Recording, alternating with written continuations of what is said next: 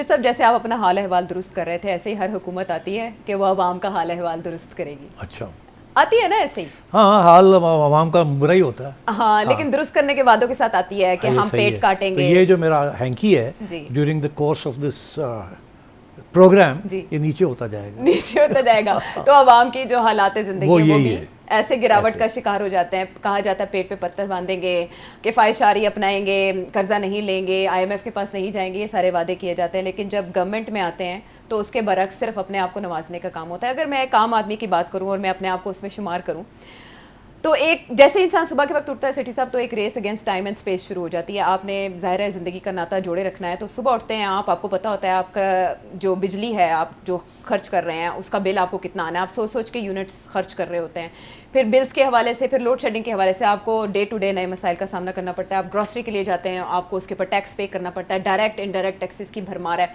आप पेट्रोल के लिए जाते हैं, अभी अभी गवर्नमेंट ने फिर पेट्रोल की कीमत बढ़ा दी और उसमें डेवलपमेंट लेवी में भी उन्होंने इजाफा कर दिया। जो जी चाहता है उनका वो आवाम के ऊपर लगा देते हैं। और जाहिर है हम बेचारे कहाँ जा सकते हैं ज़्यादा से ज़्यादा दरवाज़ा खटखटाने के लिए कि आप ये हमारे साथ क्या कर रहे हैं। स्कूल, निज़ाम तालीम, सेहत की तमाम सहूलियात पाकिस्तान के अवाम को जिस तरह की दस्तियाब है वो पाकिस्तान के अवाम जानते हैं। लेकिन वो जिनको मुंतखब करके लाते हैं उनके हालात ये हैं कि एक मुतनाज़ मरात एक्ट बिल पेश करने की कोशिश KP में की गई और वो कानून बन भी गया क्योंकि फैसल करीम कुंडी साहब साथ मिले हुए थे। अच्छा, वहाँ पर सब साथ मिले हुए थे, वहाँ पर नून लीग भी साथ थी, PTI भी और पीपल्स पार्टी भी, सब मिलके एक दूसरे के साथ उन्होंने एक दूसरे से ताउन किया और ये मरात का बिल जो है वो वहाँ पेश हुआ, कानून बन गया। लेकिन PTI के अपने अंदर से तनकीद शुरू हो गई सेठी साहब। तो मैं असल में आपके सामने मामला ये इसलिए रखना चाहती हूँ कि इससे पहले टेलीकॉम बिल आया, उस पर बात की हमने, फिर पंजाब में एक बिल आया कुछ ऐसे मामलात का जिसमें हुकूमत चाहती थी अपने रेट इस्टेब्लिश करना, उस पर हमने बात की। अब इसमें फैसला तो किया गया है कि इसको रिवाइज़ किया जाएगा, इसको देखा जाएगा, लेकिन ये है क्या? ये अरकान पार्लियामेंट अपने लिए ऐसी मरात क्यों चाहते हैं जो आम इंसान की पहुंच से कोसों दूर है? ब्लू पासपोर्ट क्या है? जी हाँ, सही कह रही हैं आप। आपका रोना धोना जायज़ है, आवाम का तो इससे भी ज़्यादा रोना धोना है। मुझे जिस बात पर हैरत हो रही है कि क्या हमारे MPAs, MNAs, हुक्मरान तबके को ये मालूम नहीं है कि बाहर क्या लोग सोच रहे हैं, कितना गुस्सा है बाहर सड़कों में, घरों में, मिडिल क्लास में, कि जैसे आपने कहा उनको तो ये नहीं पता कि कैसे दिन गुजरेगा, इतने खर्चे हो गए हैं और इनकम बड़ी नहीं है जी। और इधर से ये हजरात जो हैं जिनके ऊपर करप्शन के इल्ज़ाम हैं और ऊपर से ये और फैसिलिटीज़ लेना चाहते हैं अपने लिए, और सिर्फ अपने लिए नहीं, अपने बच्चों के लिए भी, अपनी बीवियों के लिए भी, अपने रिश्तेदारों के लिए भी, सबके लिए ये सारा ड्रामा हो रहा है। तो क्या इन्हें एहसास नहीं है कि लोग कैसे देखते हैं इस चीज़ को? अभी हमने एक प्रोग्राम किया था कि वो बेचारा एक ये साफ सुथरा पंजाब का एक वर्कर जो है उसने सुसाइड कमिट कर ली और आज सुना कि एक और ने कर ली। उसके 19,000 तनख्वाह थी जिसके पीछे उसने अब आप सोचें, अब आप सोचें। और तो यहाँ तो इस किस्म की बेदर्दी है, इनको एहसास नहीं है कि कैसे हम सोचेंगे कि ये क्या कर रहे हैं। अब मसला ये है आयशा कि हुक्मरान बिल्कुल बेहोश हैं, उन्हें कोई आवाम से प्यार मोहब्बत नहीं है।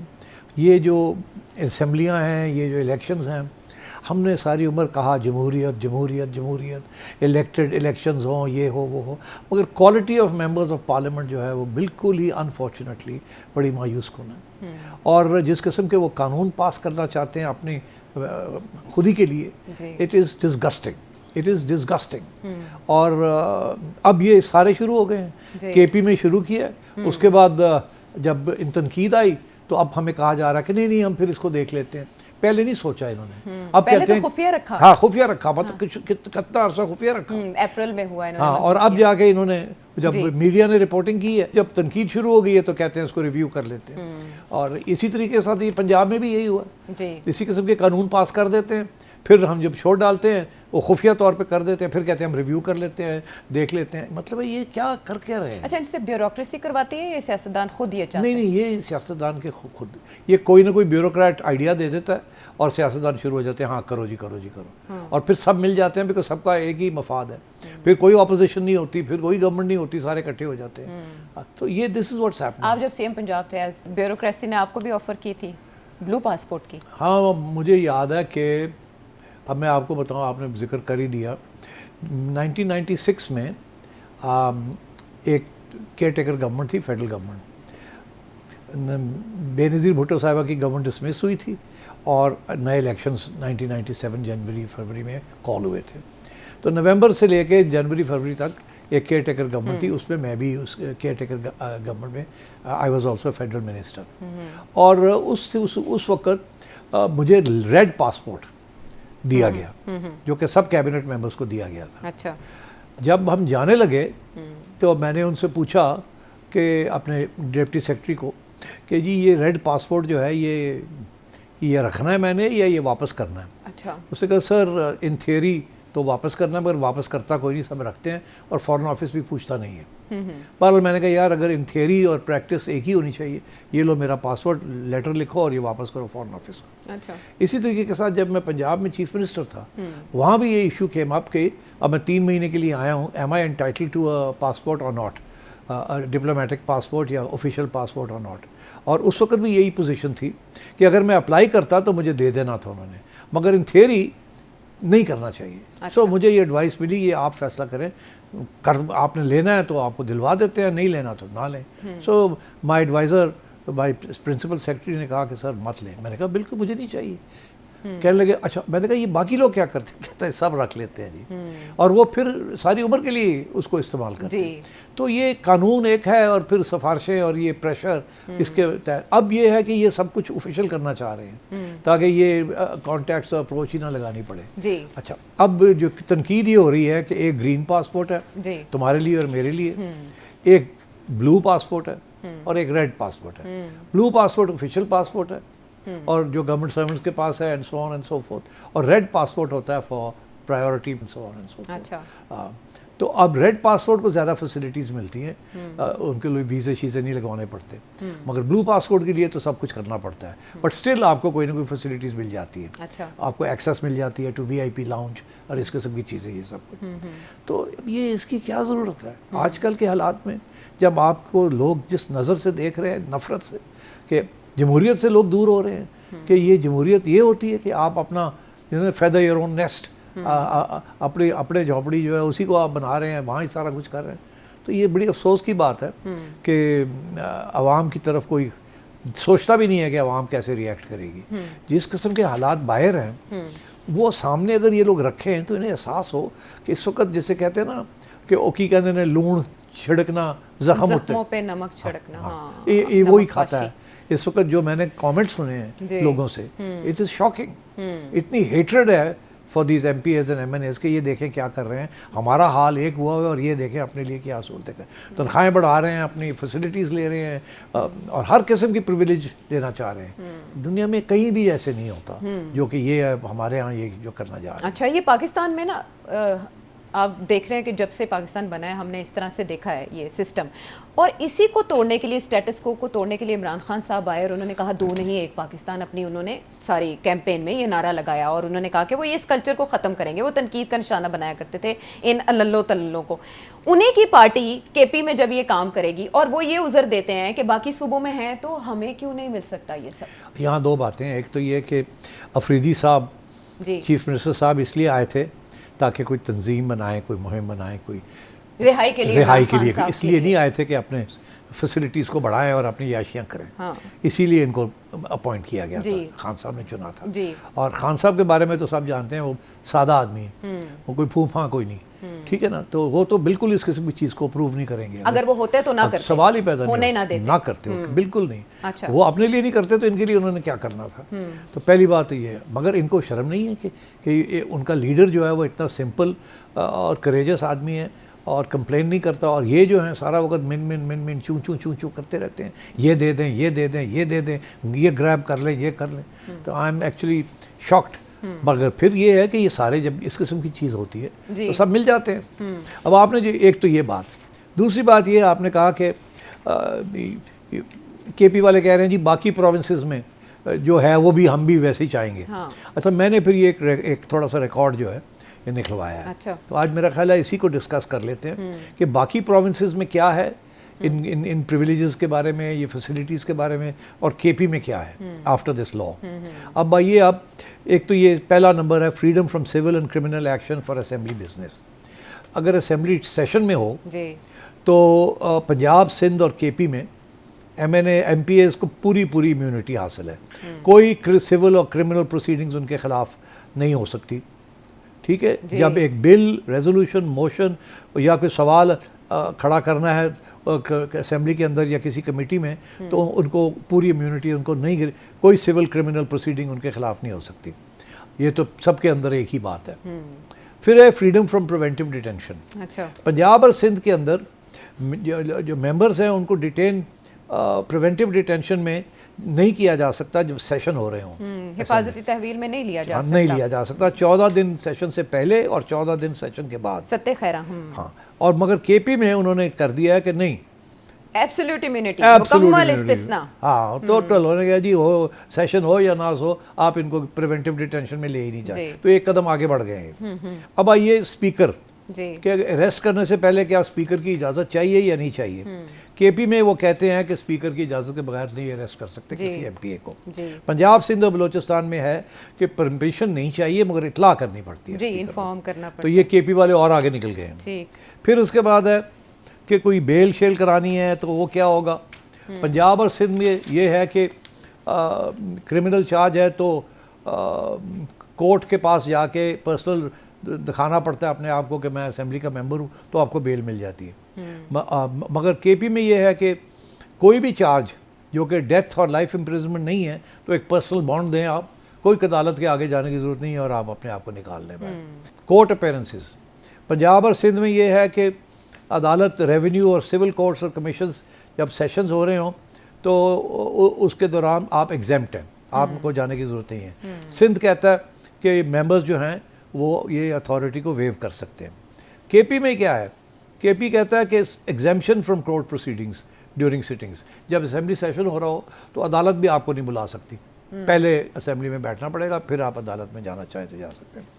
इसी तरीके के साथ पंजाब, सिंध और केपी में सिविल और क्रिमिनल प्रोसेसेस किसी मेंबर के ऊपर स्पीकर की इजाज़त के बगैर नहीं सर्व कर सकते आप। इसी तरीके के साथ अटैच सैलरीज और अलाउंसेस जो हैं पंजाब, सिंध और केपी में ये है कि आप इन लोगों के सैलरीज और अलाउंसेस जो हैं जो वो उनको आप एग्जेम्प्ट हैं, उनको FBR या ये वो उनको हाथ नहीं लगा सकता वो पैसों को। इसी तरीके के साथ VIP स्टेटस सबको दे दिया गया है। पंजाब और सिंध में all members shall be VIPs, सबको VIP। केपी बलूचिस्तान में है कि प्रोटोकॉल के लिए है बट ऑल बाकी चीज़ों के लिए नहीं है, प्रोटोकॉल के लिए VIP आपको ट्रीट किया जाएगा। अच्छा, फिर ये कि पंजाब और केपी में power to preside over public and official meetings, कहते हैं कि जी कोई भी ऑफिशियल सेमी गवर्नमेंट और ऑटोनमस बॉडी की अगर मीटिंग हो रही हो जिसमें एक मेंबर पार्टिसिपेट कर रहा हो तो उसके अंदर वो जो MPA है वो प्रिजाइड करेगा, सदारत करेगा वो। हाँ। और ये ऑनररी है, मगर सिंध और बलूचिस्तान में वो कहते हैं नहीं, ज़रूरी नहीं है। इसी तरीके के साथ constituency inspection rights, hospitals, jails वगैरह विजिट कर सकते हैं पंजाब के अंदर। आप ऑथराइज्ड हैं, आप जाएं, विजिट करें, इंस्पेक्ट कर लें। सिंध में ये है कि डिस्ट्रिक्ट जहाँ जहाँ आप डिस्ट्रिक्ट है जहाँ आपकी, वहाँ आप कर सकते हैं, मगर हर जगह पे नहीं कर सकते। और केपी जो है वो कहता है जहाँ भी कोई तो कोई रेवेन्यू सोर्स है वहाँ आप जा सकते हैं। तो केपी सबसे आगे बढ़ता जा रहा है हर चीज़ के अंदर जी। तो इस किस्म के और भी बहुत से हैं, अब टाइम इतना नहीं है। जस्टिस ऑफ पीस भी बन जाते हैं ये, इनको ट्रैवल अलाउंसेस मिलते हैं, ट्रैवल पर्क्स मिलते हैं, यूटिलिटीज मिलती हैं, हाउस रेंट मिलता है, ऑफिस मेंटेनेंस मिलता है, बहुत कुछ जी, बहुत कुछ। अब देखिए बलूचिस्तान में मंथली सैलरी जो है वो 3 लाख रुपए है और उसके ऊपर डेली अलाउंस 4000 रुपये है जब आप आते हैं सेशन में। और जब और 4 तो सेशन तो साल में मेरा ख्याल है 100 सेशन तो हो ही जाते होंगे। पंजाब और सिंध में है कि वो सेपरेट सैलरीज और अलाउंसेस एक्ट्स हैं, उसके तहत होता है। अब फिर हाउस रेंट्स होते हैं, 50,000 मंथ हाउस रेंट है, 20,000 मंथ यूटिलिटी अलाउंस है, 10,000 मंथ टेलीफोन चार्ज है, 3,000 रुपया कन्वेंस अलाउंस है हर रोज़ का, 10,000 रुपया ऑफिस मेंटेनेंस अलाउंस है। तो अलाउंसेस भी गिन लें आप। तो ये फिर फ्री ट्रैवल अलाउंसेस हैं कि भी ट्रैवल अलाउंस है बलूचिस्तान वालों के लिए 5 लाख रुपया। और इसी तरीके के साथ पंजाब और सिंध में भी आपके पास ट्रैवल अलाउंसेस हैं, VIP लाउंजेस में आप जा सकते हैं, टोल्स में आप नेशन वाइड कोई देने की ज़रूरत नहीं है, लेकिन आवाम के लिए बढ़ा दिया, सबके लिए बढ़ा दिया है। अच्छा, फिर ये है कि ऑफिशियल पासपोर्ट्स, व्हीकल आइडेंटिटीज़, वो भी आपको बताया ही है कि जी केपी के अंदर तो बहुत आगे कर गए, वो तो नंबर प्लेट के ऊपर भी कहते हैं कि आप लगा लें कि जी ये एमपी है। हालांकि पंजाब में ये नहीं है, मगर केपी में उन्होंने कर दिया है और आपको फैसिलिटी दे दी है। आर्म्स लाइसेंसेस के ऊपर केपी कहता है 8 आर्म लाइसेंसेस आपको मिलेंगे नॉन प्रोहिबिटेड बोर के, और 4 मिलेंगे एक फ़ी के ऊपर। तो सिंध में जो है वो कहता है फॉर्मर मेंबर्स ऑफ टू दी उनको भी मिलेगा, पुराने जो बाहर बैठे हुए उनको भी मिलेगा इसके अलावा। पंजाब और बलूचिस्तान में इसका जिक्र नहीं है। और ये फॉर्मर मेंबर्स को भी हर किस्म की एंट्री पासेस हैं, वीआईपी लाउंज एक्सेस है। तो यानी एक बार आप आ गए हुकूमत में, उसके बाद आपके बारे नहीं आ रहे, सारी जिंदगी सवर गई। फिर सिक्योरिटी प्रोटेक्शंस हैं केपी के अंदर। एमपीए को ऑटोमेटिकली कैटेगरी बी सिक्योरिटी मिल जाती है, वो अपग्रेड करके कैटेगरी ए में जा सकते हैं आप सिक्योरिटी पर्सनल अपने सारे जो हैं आपके पर्सनल गार्ड्स, उनको आप ऑल ओवर पाकिस्तान आप ले जा सकते हैं। पंजाब और सिंध में ये है, मगर ये सिर्फ कहते हैं कि अपनी प्रोविंस में आप कर सकते हैं। और फिर ये जुडिशल मैकेनिज़म्स, इसमें भी कमिटीज़ में जब आप बैठते हैं तो 10-10 लाख रुपया अगर आपकी कोई एमपीए प्रिविलेज को ब्रीच किया जाए तो 6-6 मंथ इम्प्रिजनमेंट आप दे सकते हैं, and so on and so fourth. तो मतलब ये है कि यार लंबी चौड़ी लिस्ट है इन लोगों की जो कि ये जो लेते हैं, एंजॉय करते हैं। तो अब इसके बाद हमें ये बताया जाता है कि अब हम और लेना चाहते हैं, अब ये लेना चाहते हैं। तो ये मैं कहता हूँ इनको सब कुछ दे दें आप, कम से कम कुछ डिस्क्रिमिनेशन तो ना करें ना, कुछ आप जमहूरियत के लिए खड़े तो हो ना, लम्बे तो ना पै जाओ। ये मजबूरियां आवाम के लिए तो ना रखें। हाँ, ये फिर जमहूरी बातें हैं तो फिर जमहूरियत आवाम को डिफेंड करे ना, आवाम के खिलाफ तो कोई कानून ना पास करे। और सारा वक्त असेंबलियाँ तो वही कानून पास करती हैं जो कि कहा जाता है अंगूठा लगा देते हैं। आवाम का कब सोचते हैं ये लोग, अपना सोचते हैं। तो ये इसीलिए सारे एमपी एमएनए बनना चाहते हैं और पैसे खर्च करके ये आते हैं और फिर उसके बाद कहते हैं हमने पैसे बनाने हैं। तो ये तो जमहूरियत नहीं है। इसीलिए ये लोग बदनाम है आवाम के दिलों में, ये नहीं बैठते आवाम के दिलों में। हाँ, नहीं वो चले पुरानी जमातें या जो 2 जमातें 2 पार्टी सिस्टम कहा जाता था, उन्होंने बहुत करप्शन की, लेकिन इनको तो सादिक व अमीन के टाइटल इनके लिए ये कि ये मुख्तलिफ हैं उन दोनों से, पीटीआई की पार्टी के बारे में कहा जाता था इन जमातों जैसी नहीं है। इसीलिए अली मीन गंडापुर साहब बोले कि इमरान खान साहब तो तनख्वाहों में इजाफे के भी कायल नहीं थे, वो तो मना करते थे कि इस तरह नहीं करना जिस तरह बाकी पार्टीज़ ने किया। उन्होंने कहा नाम सामने लाए जाएँ जिन्होंने इस तरह के प्रपोजल्स दिए हैं और मंजूर कराया, क्योंकि शफी जान साहब कह रहे हैं कि जब कैबिनेट में ये बिल आया तो इसकी जो मुतनाज़िर शिकें हैं वो कैबिनेट में सामने नहीं रखी गई, बाद में वारदात डाली गई। नाम सामने आएंगे सेठी साहब, इस पे इन्वेस्टिगेशन होगी? नहीं, वो रूमर्स चलेंगे, कोई कहेगा उसने किया, कोई नहीं आएगा नाम साहब, कोई नहीं आएगा। अच्छा, सब मिले हुए हैं इसमें। इन्होंने कहा है शफी जान साहब ने कि वो सारी काबिल एतराज़ चिके तो हम वापस ले लेंगे, क्योंकि कल हमने ये बिल डिस्कस करना था और कल ही उनकी मीटिंग हो गई, तो जिसमें ये फैसला किया गया कि इसे 1988 के एक्ट के मुताबिक हम रिस्टोर कर देंगे, बहाल कर देंगे। दूसरी तरफ सेनेट कमेटी ने भी साबिक अरकान के लिए वो भी शुरू हो गए जी, हाँ, सेनेटर्स भी उधर अब्दुल कादिर साहब, सेनेटर अब्दुल कादिर साहब ने ये पेश किया और इसे मंजूर भी कर लिया और यूनानिमसली मंजूर किया गया। तलाल चौधरी साहब ने थोड़ी बहुत चूंचना करने की कोशिश की कि इससे पासपोर्ट रैंकिंग पे, ग्रीन पासपोर्ट रैंकिंग पे फ़र्क पड़ता है। तो जो हुकूमत की ऑस्टेरिटी ड्राइव थी सेठी साहब, वो कहाँ चल रही है? कौन सी ऑस्टेरिटी ड्राइव? अभी आप देख लें, कोई ऑस्टेरिटी नहीं हो रही, ना इस्लामाबाद में हो रही है, ना पंजाब में हो रही है, ना केपी में हो रही है, ना बलूचिस्तान में हो रही है, ना सिंध में हो रही है। कोई ऑस्टेरिटी नहीं हो रही। हमें ये कहते हैं कि हमें रेवेन्यू चाहिए। आईएमएफ इनको कहता है कि आप अपने खर्चे कम करें जी, अपनी अयाशियाँ कम करें, अपनी करप्शन कम करें।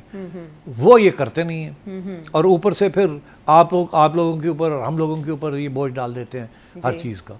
इसीलिए तो इतने अनपॉपुलर हैं, इसीलिए जमहूरियत जो है गेटिंग अ बैड नेम, कि ये मतलब है जमहूरियत का। तो अब इनको मगर एहसास नहीं है इनको। आई एम शॉक्ड, कोई एहसास नहीं है इन लोगों को। सब एक ही खाते में, एक ही हमाम में है। वो सेनेट में वाले भी यही कर रहे हैं, केपी वाले भी यही कर रहे हैं, पंजाब में भी यही हो रहा है। कोई कभी जहाज़ खरीद लेते हैं, कभी पिछले साल इन्होंने 4 पता नहीं बड़ी करोड़ों रुपए की मर्सिडीज खरीदी, आर्मर्ड बुलेट प्रूफ। अरे यार, इतनी भी क्या आप लोगों को थ्रेट है? पहले भी तो लोग यहाँ रहे हैं, चीफ मिनिस्टर रहे हैं, वो भी तो जो गवर्नमेंट के पास आर्मर्ड गाड़ियाँ उन्हीं में आते जाते रहे हैं ना। तो अब आपको नई नई गाड़ियाँ और नई नई जहाज लेने की क्या जरूरत है? आप देख नहीं रहे बाहर हालात क्या आवाम का? तो कम अज़ कम यार थोड़ा सा तो लिहाज करें। इतने ओपनली इस किस्म की ब्लेटेंट किस्म की शोइंग ऑफ, टेरेबल। एक गरीब मुल्क जिसका हाल बुरा है और वहाँ आप इस किस्म के खर्चे कर रहे हैं। माले मुफ्त दिले बेरहम, सैड, वेरी सैड। इसमें पंजाब गवर्नमेंट की तरफ से तो खासा तनकीद का निशाना बनाया गया केपी गवर्नमेंट को, और कहा गया कि इतनी तो मुग़ल आज़म ने भी अपने लिए मराहत नहीं ली थी जितनी केपी गवर्नमेंट ने ली। लेकिन बहरहाल केपी गवर्नमेंट जो है वो इसको रिव्यू करने जा रही है, और देखना यह है कि इसमें सामने आती है कोई तफसील कि किन लोगों ने कोशिश की। बहरहाल अली अमीन गंडापुर साहब तो अपने ऑफिशियल व्हाट्सएप ग्रुप में एक्टिव हैं और वो डिमांड कर रहे हैं कि नाम सामने लाए जाए। आपने बात की गुर्बत की, तो सिर्फ सब जब वसाइल तकसीम होते हैं सूबों के दरमियान 18वीं तरमीम के बाद, तो ज़ाहिर है वो आबादी की शरह के तनासुब से होते हैं, और पाकिस्तान का जो आबादी का बॉम है पॉपुलेशन का, वो इतना संगीन सतह पर पहुंच चुका है कि इसके लिए अब एक काउंसिल बना दी गई है जिसमें तकरीबन 16 रुकन हैं और सारे वज़ीर आला उसमें शामिल हैं। इसके अलावा टीम मेंबर्स और भी हैं, और सबसे बड़ी बात यह कि हमारे आर्मी चीफ, हमारे फील्ड मार्शल उसके मेंबर हैं।